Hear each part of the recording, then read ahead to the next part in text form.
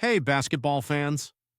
Welcome back to the channel where we break down all the highlights, key plays, and performances from the NBA's biggest matchups. Today we're diving into the Christmas Day action, where we saw some thrilling games, including the Minnesota Timberwolves versus San Antonio Spurs. Let's get into the game recap and key takeaways.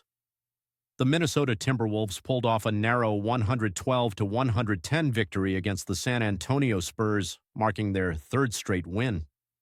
Donte DiVincenzo was the star of the night, dropping 26 points to lead his team to the win. But it wasn't just DiVincenzo. Rudy Gobert put up a solid double-double with 17 points and 15 rebounds, while Jaden McDaniels added 12 points and 10 boards. Despite DiVincenzo's big night, the Timberwolves were far from perfect, particularly with their three-point shooting. They struggled from beyond the arc, finishing the game just 11 of 44 from deep. But thanks to their interior game and key plays down the stretch, they were able to hold on for the win. On the Spurs side, the rookie sensation Victor Wembanyama was once again dominant. He poured in a game-high 34 points and grabbed 8 rebounds.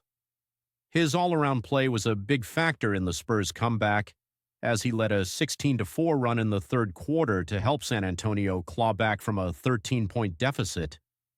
During that run, we saw Wembanyama do it all, scoring in the low post, knocking down a three-pointer, hitting free throws, and hitting some smooth mid-range jumpers.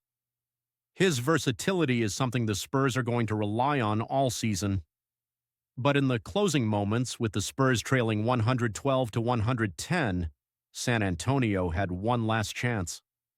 They found Jeremy Sochan wide open for a three-point attempt to win it, but he came up just short, sealing the Timberwolves' win. One of the key moments of the game came when the score was tied at 101 with just under 5 minutes remaining. Julius Randle drove to the basket and made a layup over Wembanyama, but initially the referees called an offensive foul. Timberwolves coach Chris Finch challenged the call and the basket stood. That was the moment Minnesota took control and never looked back.